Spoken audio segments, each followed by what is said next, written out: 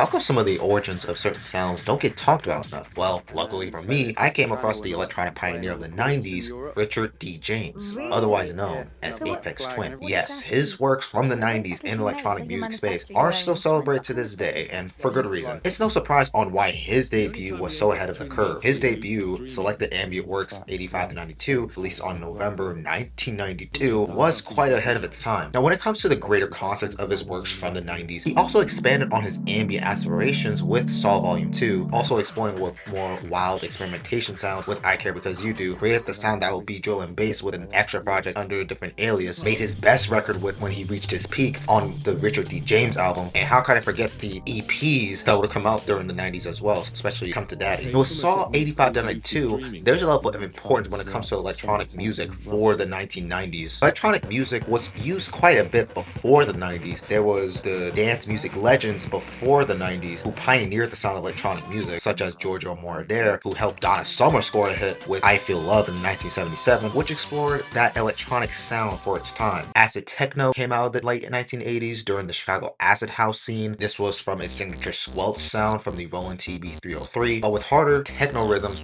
that took root in Europe and the UK. Now, when it comes to ambient techno style of music, that's where this album from Richard comes in. Now, by this point in this album's release, the dance-oriented style of music and ambient soundscapes were two separate entities, weren't necessarily often fused together, but Saw 85 to 92 bridges that gap. Now, before I get into the actual material on this record, I'm amazed any of this was made in the mid to late 80s. Considering that he made all this on his own was news to me by the time I heard this record. Now, Richard, along with this record, became a representative in the genre called IDM, intelligent dance music. Sounds that didn't rely on club rhythms, but rather intricate programming and immersive atmospheres. The record is also comprised of tracks that stretch on for several minutes that has elements of house music with a few tracks here and there. There's also a use of samples like on the opener X-Toll. It features these shimmering hi-hats with those club beats making their way into the mix, but by the first minute it starts to kick up a notch.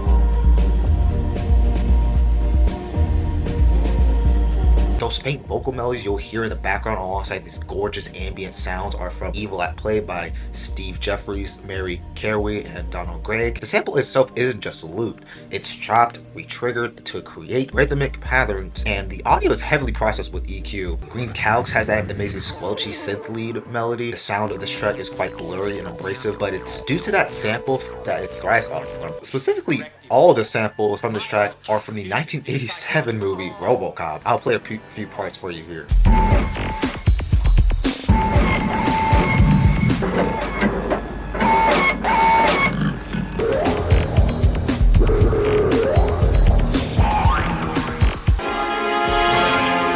It's back. And I love how industrial it sounds too. Those little dinky noises with those club rhythms that would go hard in the club. We Are the Music Makers also takes the vocal line from the 1971 Willy Wonka movie. I'll play a specific part for you. We are the music makers, and we are the dreamers of dreams. We are the music makers.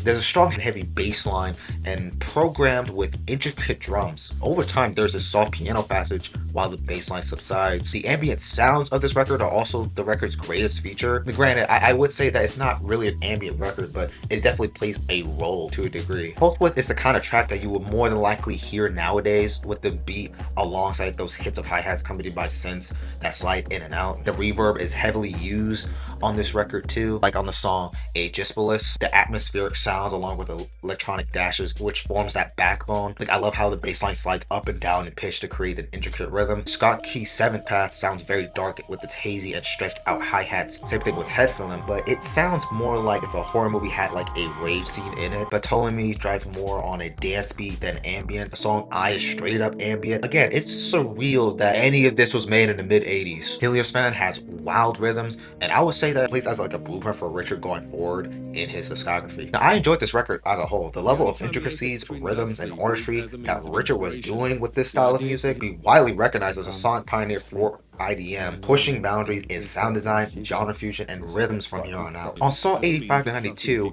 it didn't necessarily follow the rules of using his technology, just plain and simple. Manipulating his technology that was available to Richard made the sounds from this record accessible to anyone. Now, its ongoing influence was quite prevalent for the years to come. This record lays down the blueprint, not just for Richard, but for other artists. It showcased that techno could be used more than just an aggressive club sound, while also blending another genre into the mix. To this day, he is widely recognized for his music and legacy that live on. The influence has reached beyond the electronic music space for the next couple of years after this release. Acts like Radiohead, Björk, and hell, even Kanye used his song Avril 14 from Drux for his own song Blame Game. Now, I would highly recommend this project if you want to know some of the earliest identities of electronic music from the 90s. I'm feeling a B+ on this one. If you enjoyed this video, make sure to like the video, subscribe, and comment down below on an artist you want me to do a record next. And as always, I'll see you on the next video.